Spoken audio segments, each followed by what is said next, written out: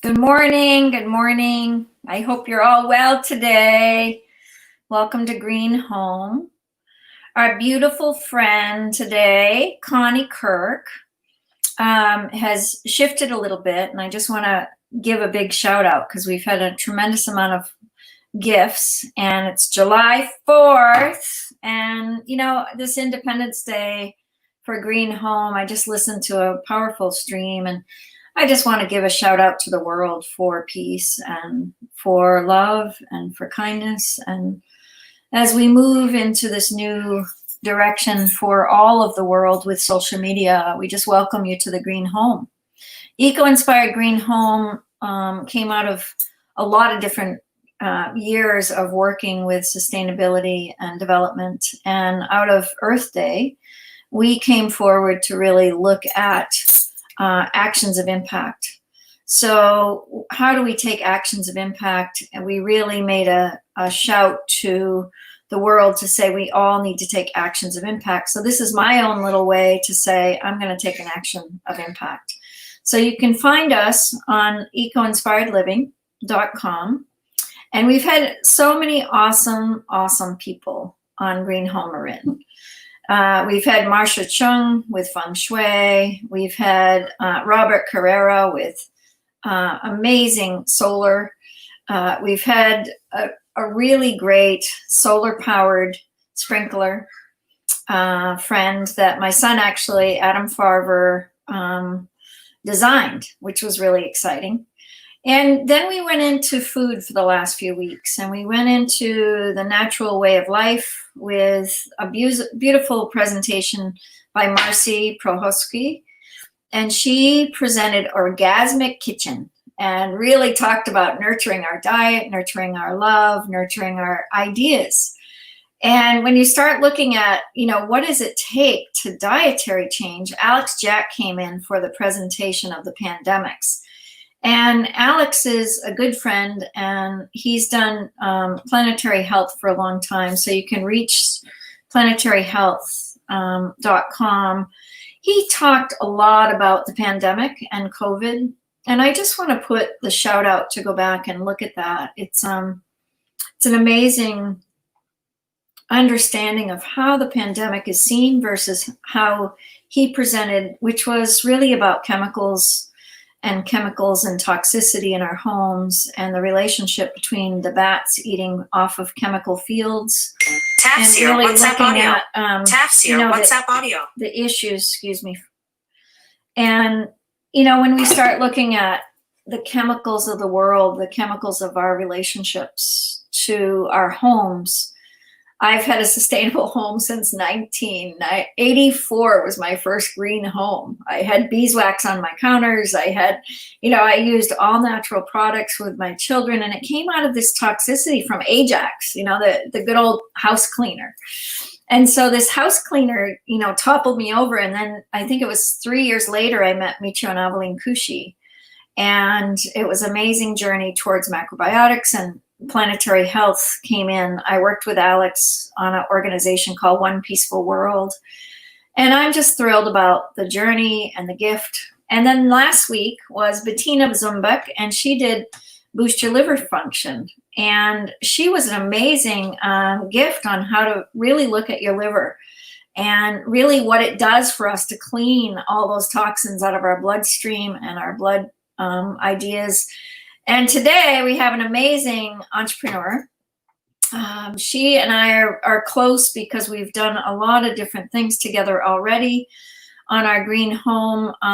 This is Laurie Marshall. Laurie Marshall comes to us as an entrepreneur. I will say that she has an amazing organization called the Singing Tree. We met one day over coffee, and it was like an immediate relationship between her and my friend Misty, and we just had a really cool opportunity to step in with each other. And we've stepped in, and we've gone through so many different layers, and I'm just thrilled to have her today because she's going to talk about child rearing, and it's one of my loves. She and I come from a Waldorf type background. It's really what I got involved with Rudolf Steiner prior to meeting all of the areas, but I held festivals at my home. So my kids are very well versed in festivals and celebrations. And so I'm excited to hear her. I'm going to bring her on the screen right now. And before I do, I'll just share next week, I believe, is Ed Esco. He's another really powerful speaker. So I look forward to it. And the week after that, I believe, is Conscious Gems. So we've got a good lead in of all the different works that we're doing, and I appreciate you being here. And let's bring Laurie up with a screen. And I moved my desk around, so everything in my background is kind of moving. So, but here's Laurie Marshall. Hello, Laurie. Hi. Thank you so much for having me, Lynn. Yeah, I'm just thrilled to have you, and I feel like, we're in this journey together for maybe 6 months, maybe a little longer. Maybe 8 months. And I brought the singing tree, one of Laurie's amazing creations, to Pakistan. And the kids and I had a blast doing the singing tree project. She's done amazing work. So share just a little bit with me what you're inspired to share today, and then we'll let you have the screen, and we'll, excited. Well, I love the concept of green home. And when I think about green home, I think about how does nature nurture its children? And nature does a fabulous job of hosting life on this planet for billions of years. 3.8 billion years, nature has been a mother that has nurtured life. So what can we learn from nature to help raise children in this unprecedented time? No parents have ever raised their children with a pandemic, with the media pressures that we have today, with the vision of liberty and justice for all that is not being met in our country and never has been met. So it's an extraordinary time to be a parent, and part of my mission is to give support to the parents. Yeah. Oh, fantastic. So I bless you on this show. I'm going to let you be there, and I'll be back around 10 of 10. And if you have any issues, I'm here. Okay. Thank you so much. And thank you for presenting today on Green Home. Yes, my joy. All right. So I am here in Novato, California. I am an educator, a painter, a teaching artist, a creative activist, and my mission is to make a world that loves all of the children for all of time, of all of the species. And that's what I got that from William McDonough, the amazing green architect. So I'm going to share my screen here, and let's see. I just lost that. And here we go. It's going to take just a minute. And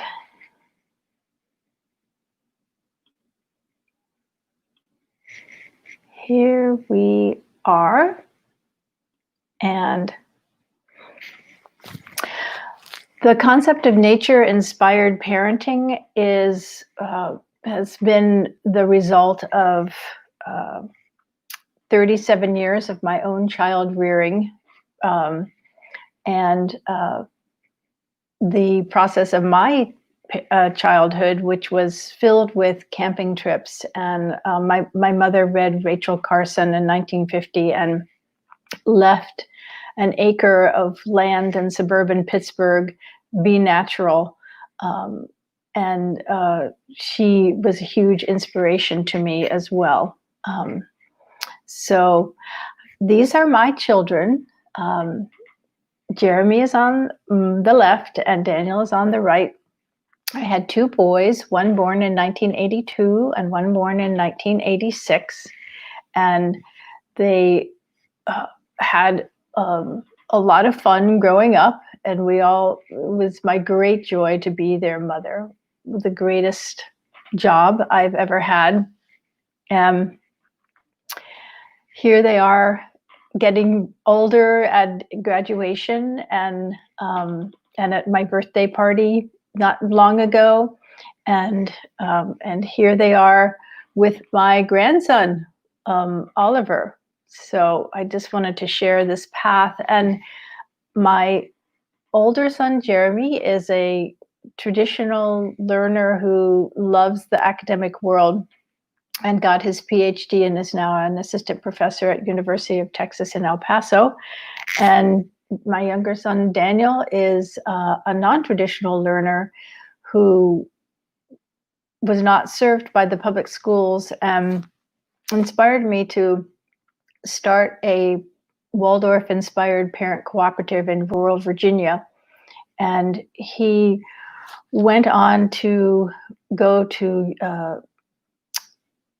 a college that gave a lot of support for kids who are not traditional learners. And then he wanted to test himself in the big pond, and he went to University of Texas in Austin and graduated from there and got a job at Dell, and has been at Dell for 7 years and is one of their top designers for Excel reporting of data that is useful in sales. So I wanted to share 6 ideas in nature-inspired parenting. The first one is that nature has rhythm. The second is that nature plays. It's constantly testing new forms, new paths, and new relationships. The third one is that nature creates. It's constantly creating new forms, new paths, and new relationships. The fourth one is that nature has clear goals and does not micromanage. The fifth one is that nature loves diversity of learning styles, of roles, of points of view. No ecosystem is a monocrop. And the last one is that nature's competition always serves cooperation. And that fundamentally, we live in a system of life that is deeply cooperative. And our culture focuses on competition so much of the time.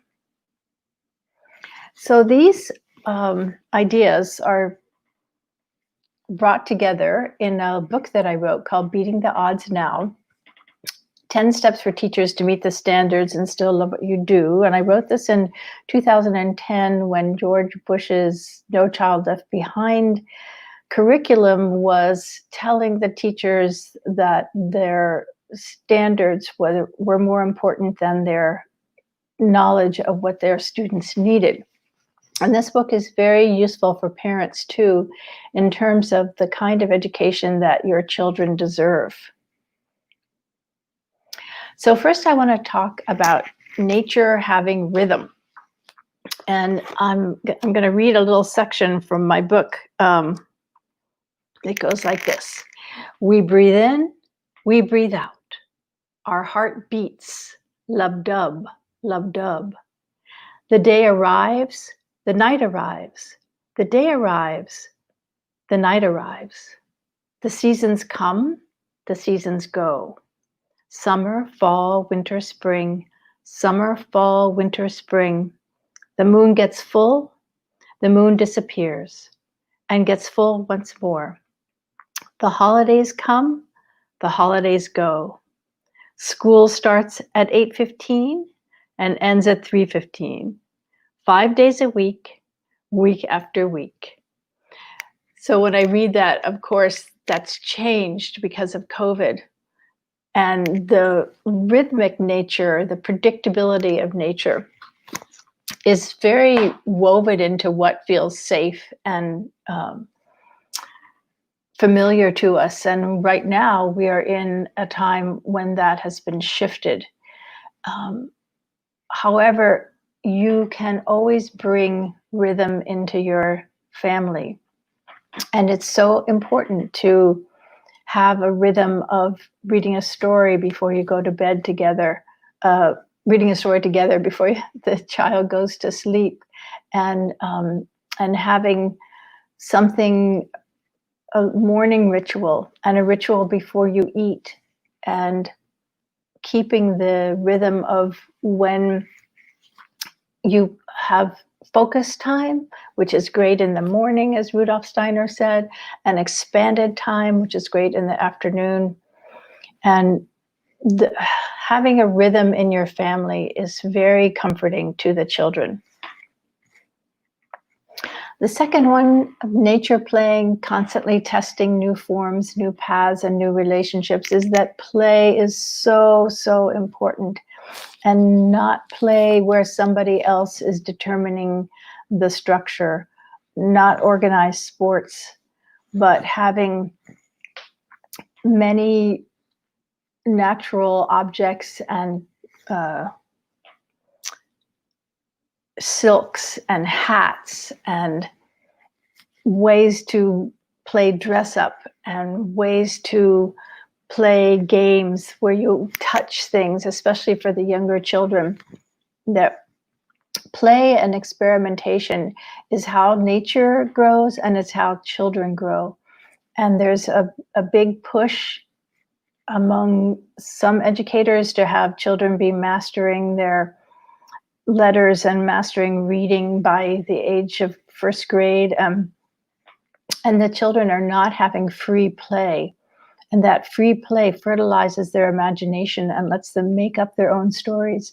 And when video games are the primary play, it means they're always following somebody else's story. They're always plugged into someone else's story. And it's so important for children to be able to create their own stories with their own characters. Play isn't play unless you're experimenting and doing something new. And that's very important, to give spacious time for children to be able to play. So nature creates. It is constantly making new forms, new paths, and new relationships. And this is one of my singing tree mural paintings that honors Jane Goodall. And it's the Jane Goodall Singing Tree of Love. And in this project that I'm doing of the singing tree, we use the structure of a tree on the earth in space, and there have been 87 murals that all do that differently, because just like in Costa Rica last year, there were 500 new kinds of orchids that showed up, and only 2 or 3 of them will show up next year. But nature's constantly creating. Your children are creative. You're creative. Creativity is a birthright. When you create, creator flows through you, and it helps you relax and not worry. When you make a decision and take action, you're using your prefrontal and neocortex, the places where decisions are in the brain, which takes all the energy away from the place where survival and worry are in the brain. So you can't worry as much when you're making decisions and taking action, which is what art is. We can't underestimate how generative a planet we live on, and how generative each of us are, how much every child comes in with an endless abundance of ideas, as do adults. So as parents, our job is to preserve that great imagination, that great source of abundance in creativity that all children come in with. And I've been teaching for 35 years and have worked with over 10,000 kids and have never found one that was unimaginative. I have found many who are traumatized and who have a very hard time expressing that imagination. But when they feel safe, that imagination always comes out.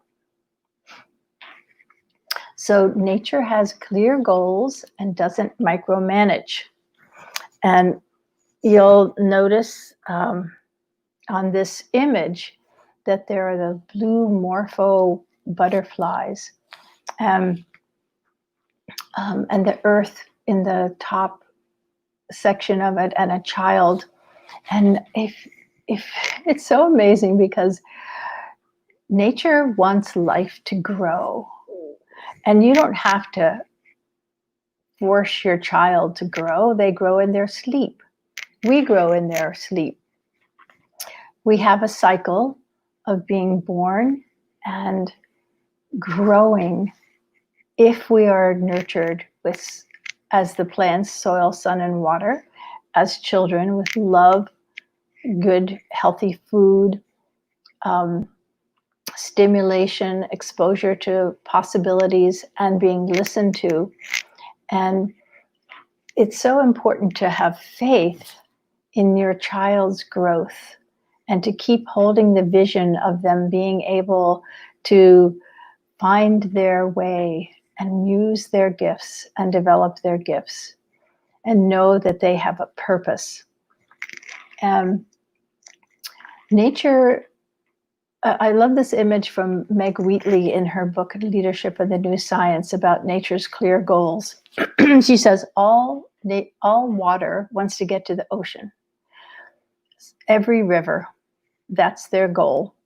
However, the Mississippi River doesn't do it the same as the Colorado River, and the Mississippi River doesn't say, my way is better than yours. The local conditions determine how the water gets to the ocean. And when we're raising our children, if we keep the clear goal that we want our children to be kind, lifelong learners, then we can feed their interests and not try to structure their lives for them totally, but always be listening to what they deeply are responding to. Nature loves diversity of learning styles, of roles, of points of view. There's never a monocrop in nature. There's never a forest with only one type of plant and one type of animal. There's great interaction between us all. This is a painting that I just finished that I worked on with 11 months with a group of high school kids. It's called the Restorative Justice Singing Tree. And we honored people in Oakland from the Restorative Justice for Oakland Youth nonprofit that has done a lot to break the school to prison pipeline in the Oakland schools. And the image to the left of the people and above the people was made by a 15-year-old Chinese boy named Jun Yi. And he made a geode as a symbol of the inner beauty that we all carry. And the young person on top of it who's breaking their chains is breaking their chains because they know that inner beauty, and that allows them to free themselves from oppression. And in nature, in an ecosystem, every organism has a role to play. The worm has a role to play. The larva of the butterfly has a role to play. The animals, the bears and the fox, they have a role to play. The beech tree has a role to play with the pine tree.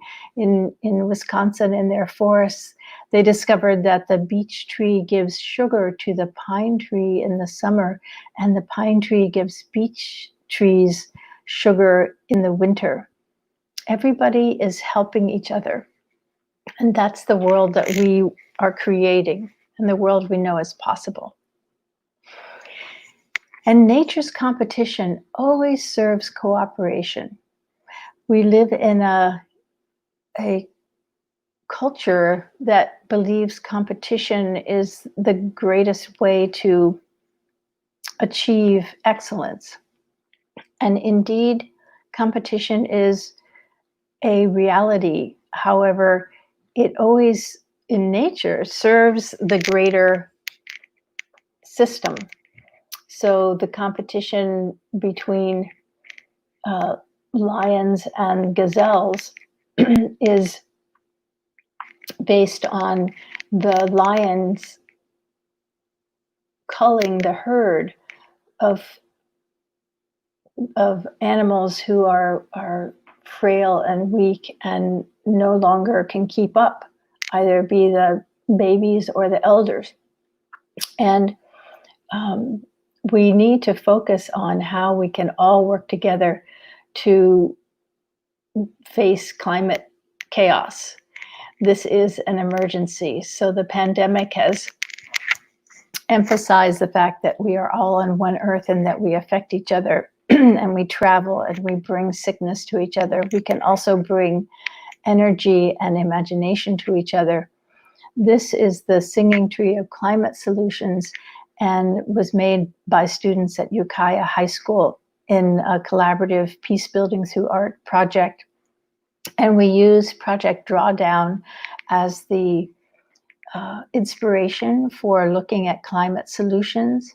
And about 35 students helped to design it and paint it. And then another 250 students added their image of climate solutions on leaves and birds. And we focused on eating a plant-rich diet and no food waste, which you see in the right-hand corner. In the upper right-hand corner, there are windmills, and on the left upper is a city with solar array on the roof. The bottom left-hand corner is a monarch butterfly that's made up of windmills and solar arrays. The importance of educating girls we focused on, and family planning and supporting boys is very important. And inside the hourglass, at the top is the industrial consequence, the consequence of our industrial world. And in the bottom is the world that we are striving for, where species thrive, where there's a whale that's thriving and a bee that's thriving. And if you look real close, there's some cows that are grazing in a forest. So that's another one of the climate solutions from Project Drawdown, that cattle can graze in forests instead of destroying that ecosystem for them. So in addition to those 6 wonderful concepts to inform our child rearing, I want to share the importance of story. This painting denotes how for millions of years, humans gathered around the fire at night and shared their experience, probably first beginning through chants and songs, and then moving to stories. And our brains are hardwired to learn from story, and the value of stories cannot be underestimated, especially to help children understand how they can make wise decisions, because we can tell stories of what happens when you don't make wise decisions, and the children can hear them and not be lectured at, not be nagged, but make up for themselves the lessons of the story. Rudolf Steiner said that a curriculum should be organized by asking this question: what story does this soul need now to take its next level of development? Which is just a brilliant concept. And our culture on this July 4th needs to reaffirm our story of liberty and justice for all tribes, for all people, for all races, for all sexes, for all sexual orientation.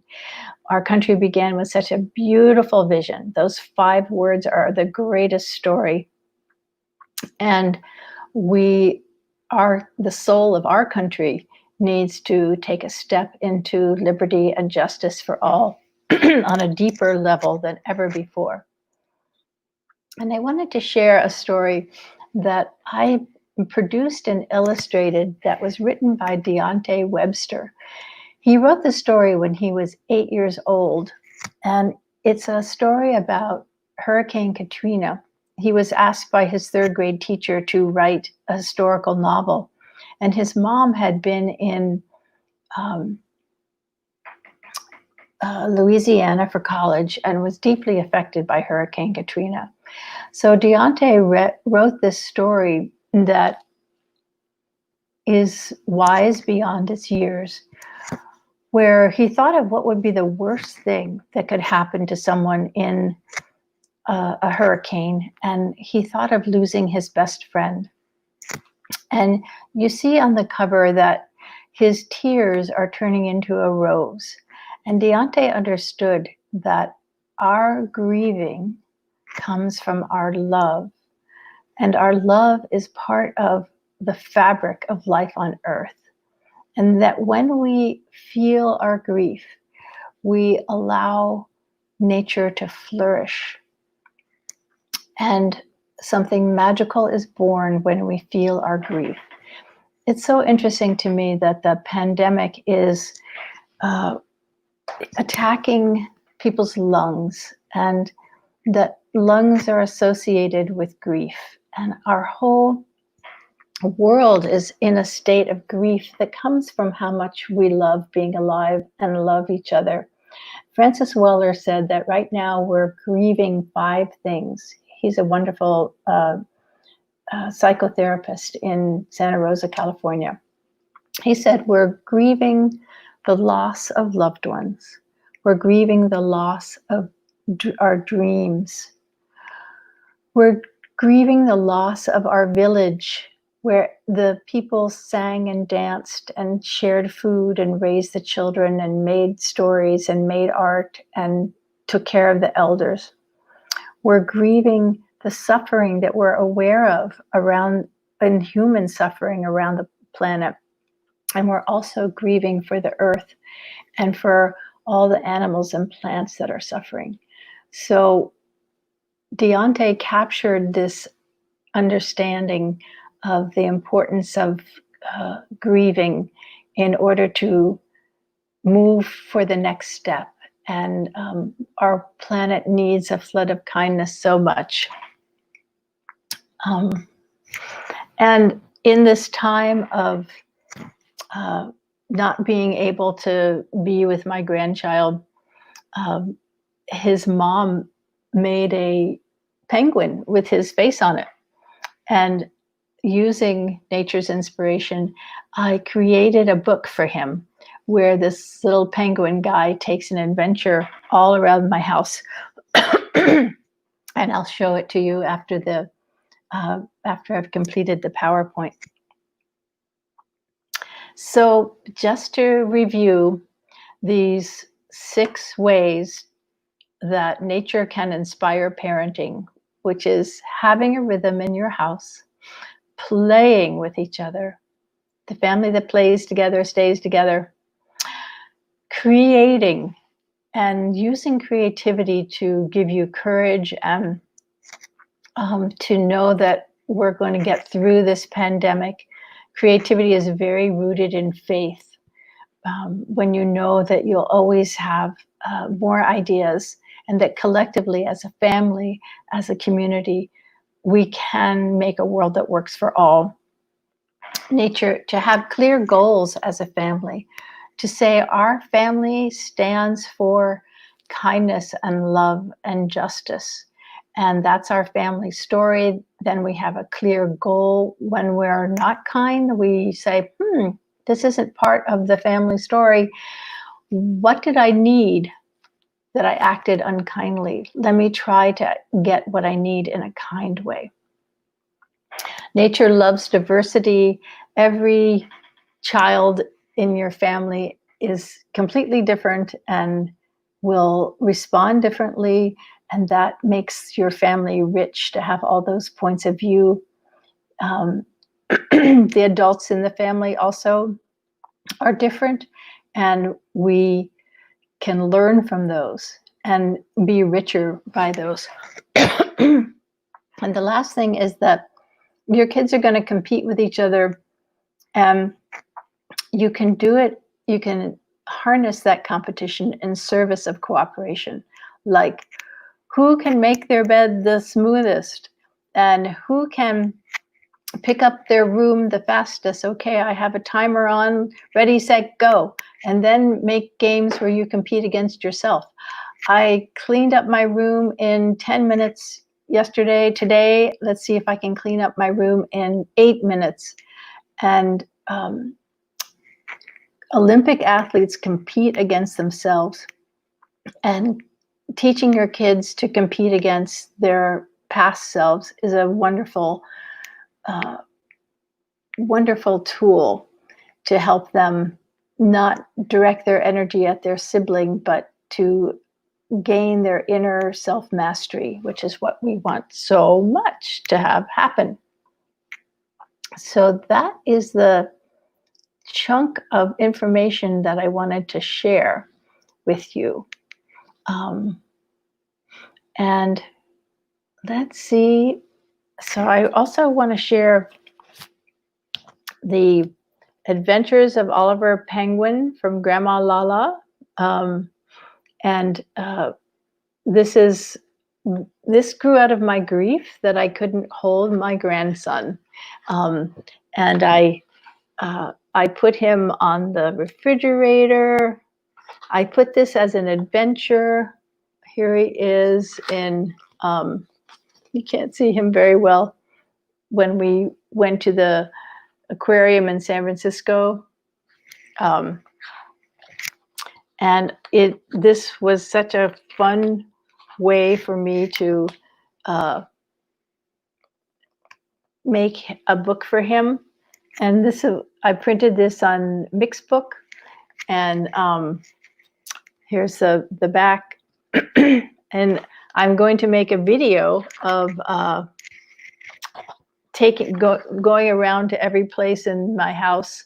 And Oliver is having a new baby brother come in October, and this is his daddy and when Daniel came, and this was a way also to help Oliver be honored in the fact that he is going to be a big brother. So stories can help with these great, huge changes in life, and to put them in a context that's playful and loving and kind. And here is in the new cover for the Flood of Kindness, where it captures Deontay when he was the age that he was when he wrote the book. And here is a painting I made of him on the day that he brought the Flood of Kindness home from school, and he was so happy. And it was a great big book that he made.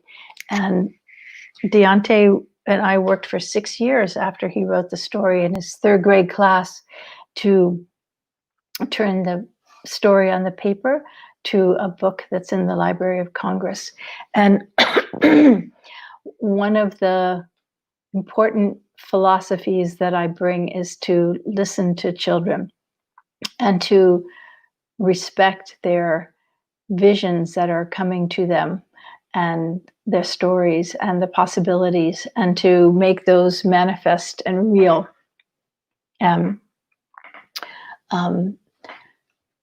Yeah, there's another book that I made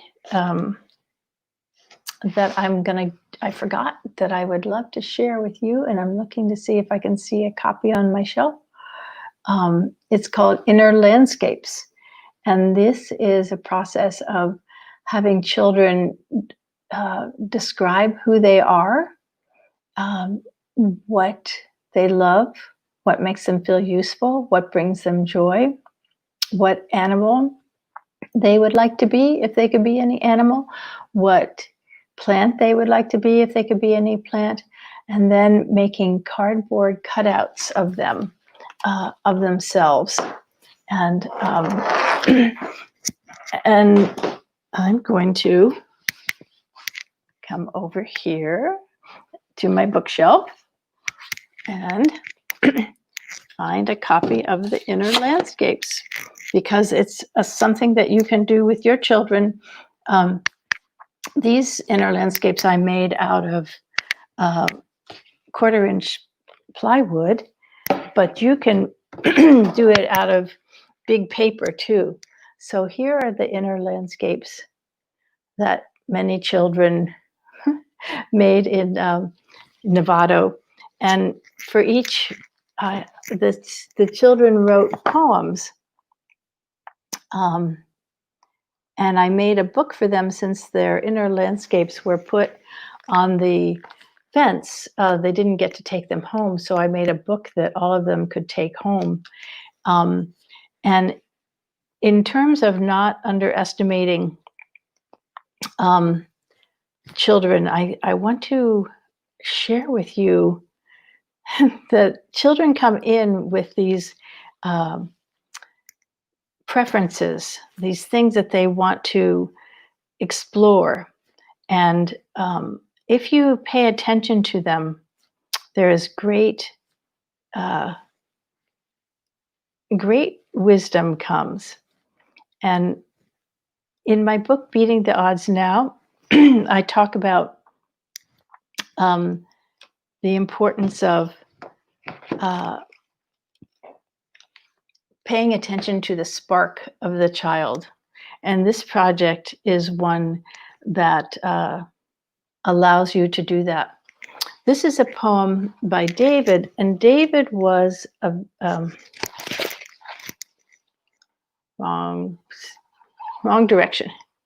David was a very trauma-filled kid who was angry and in trouble most all the time. And I want to read you the poem that he wrote. I am the land who lets me walk. I am the blood who goes through my body. I am the water who helps keep me cool. I am the lava that flies out of the volcano. I am the monster who travels through caves. I am the skeleton who hunts at night. I am the eyes who watches the people. And by being able to express that variety of feeling, it calmed his behavior down. It has a deep impact. Rudolf Steiner also said that the reason that World War I happened was because people couldn't express their souls. And the importance of being able to express your soul can't be underestimated. And it's, as nature models for us this continuous creativity about what's going on in our soul, in our innermost purpose and connection to the universe, is so important. I'd like to read another inner landscape poem. There she is. Her name is Nicole. She says, I am the universe who has stars that give light. I am the stars who twinkle at night. I am the rabbit who hops to freedom and life. I am the person who thanks roses for oxygen. I am the person who has the planets. I am the person who makes details to my paintings. I am with God because I am in the universe, up in the sky. So an inner landscape is a beautiful way for your whole family to keep tabs on what brings you joy, what makes you feel useful, what animal you identify with, what plant you identify with, and cut them out with a jigsaw and plywood, or trace them on big pieces of paper and keep changing them, because we're all changing and growing together. Another important issue that I bring up in Beating the Odds Now is the importance for kids to do real work. And nature has real consequences. If you don't get water in the desert, you'll die. Kids want real consequences. Our life as a species has been based on having real consequences. And that's what's happening with the pandemic, and that's what's happening with climate change. And bringing your children in on solving the problems of the family as much as possible, not to weigh them down with things that are untenable, but as much as possible to have them do real work, the real work of cleaning and cooking and maintaining gardens, growing gardens. And I've noticed year after year after year watching children who get a box of toys for, especially when they're 1 or 2 or 3, and what they really love is the box and not the toy. And my grandson nearly killed himself and gave his mother a heart attack when he was climbing up the garage wall to get the real drill, even though his parents had gotten him a plastic drill. And in Beating the Odds Now, I share the importance of project-based learning, which is giving kids real problems that come from a real interest that they have, and making a real solution for a real audience outside of school that has a real impact. And right now we have the problem of climate change. We have the problem of the pandemic. I believe we should treat all kids like graduate students, where we listen to what they're interested in and hook them up with experts and let them come up with ideas, and let nature determine if they're going to work or not. We don't need these standardized tests that evaluate things that the kids can't see the reasons for. We have to do better at showing students what the reasons are for teaching the subjects we teach, and letting them do some real work. And certainly the ecology work that we have to do is so important. And I want to share a story that I have in Beating the Odds Now that was from 1980, when Ted Koppel did a Nightline program on a community in Kentucky, where the 7th grade teacher said to the students, okay, you can research whatever you want. And the class came up with researching the fact that the coal company wanted to take the top off of Black Mountain. And they researched what would be the impact on the water, the animals, the plants, the trees, and the economy. And one of the kids said, you know, our daddies work for the coal company, so this could really get us in trouble. And the teacher said, I will support what your research finds. So they researched it and found that there would be a very negative impact on the ecology of Black Mountain. And they brought their findings to the newspaper, and they sent it to the Congress of Kentucky, or whatever the political body was that was to grant the permit for the taking off the top of Black Mountain. And not only did the top of Black Mountain not get cut off, but it also was put into a preserve so it could never be cut off. And this is what the 7th graders did.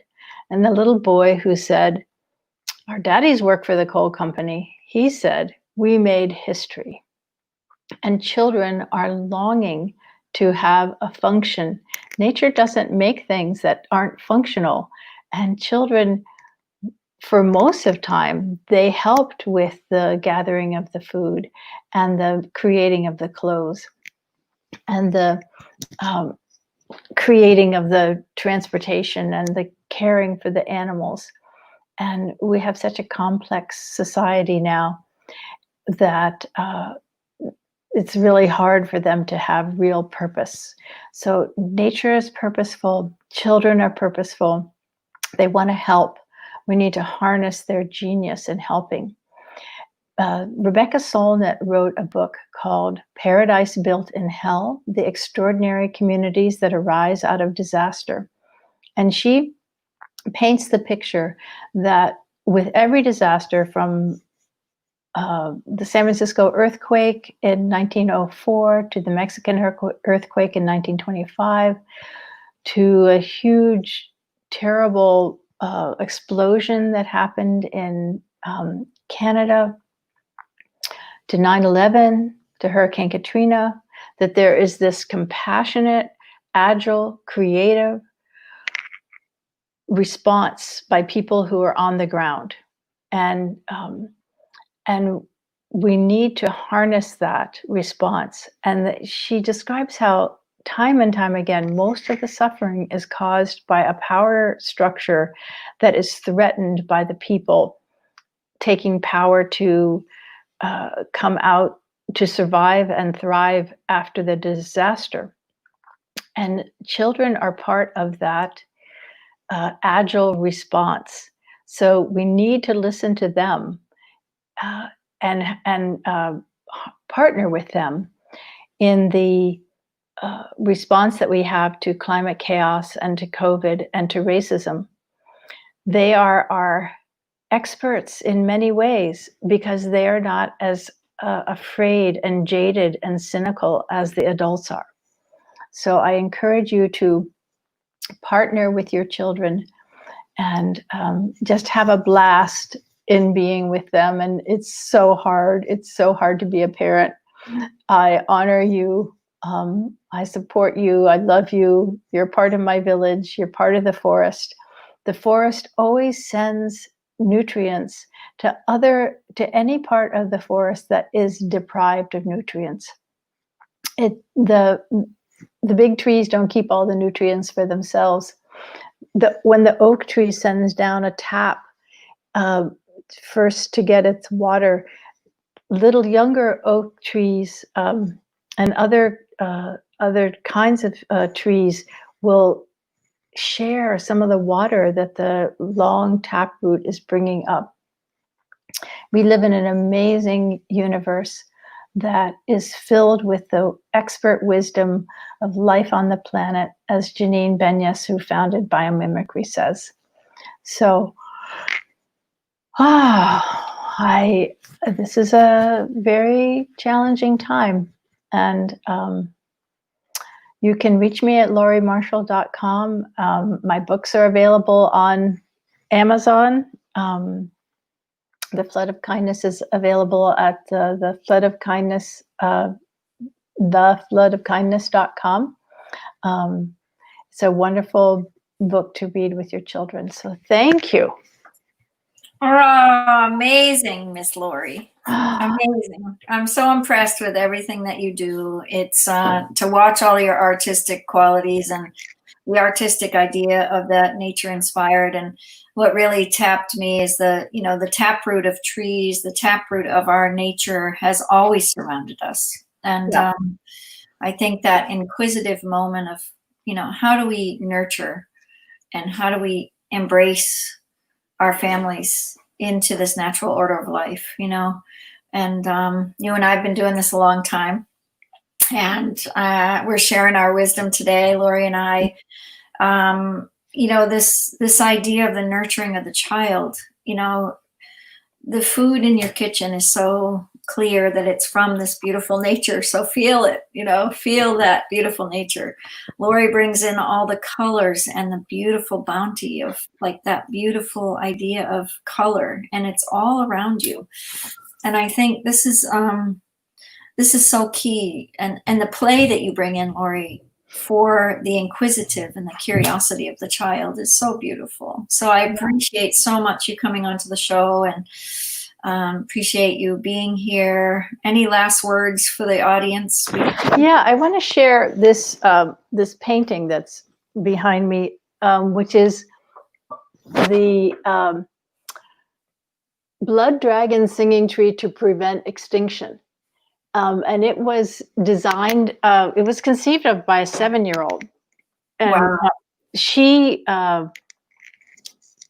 found the blood dragon tree, which is in Yemen, which when you cut it, it has a blood red sap, and it's in danger. And it's a healing, the sap has a healing quality. And when I created this in Sperryville, Virginia, at the Waldorf Inspired Parent Cooperative 25 years after I founded it, the kids started to make all these little babies of the animals. So we put on animals that we didn't want to go extinct. And there's like a baby turtle showed up and a baby giraffe. And it was like so simple and primal that I had totally gone over my head that if we want to prevent extinction, we have to support the babies. Exactly. That's it. That's it. What a beautiful story. Well, thank you so much. And let's support the babies. Let's support the babies. Yes.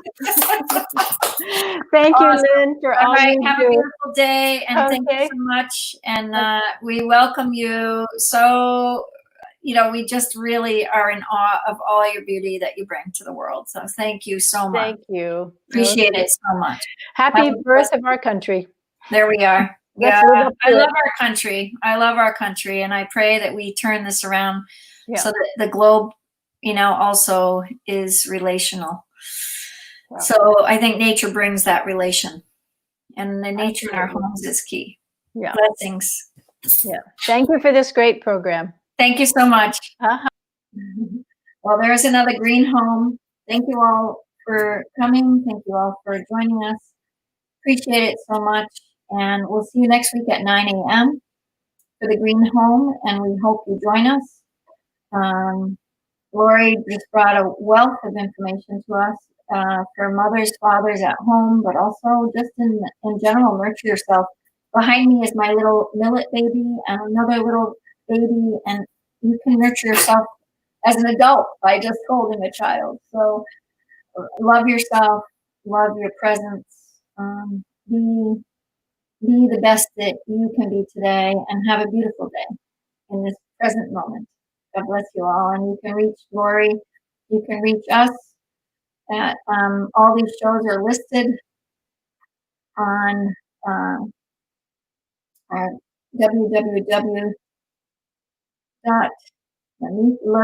Let me look all the banners that we've got going. Here we go. The Eco-Inspired Living Show. So Laurie's show will be there in the next couple of weeks. We're always changing. My son is in the middle of a move, but thank you so much for joining us. And we'll see you next week, 9 a.m. every Saturday for Green Home, Eco-Inspired Green Home. Have a blessed day.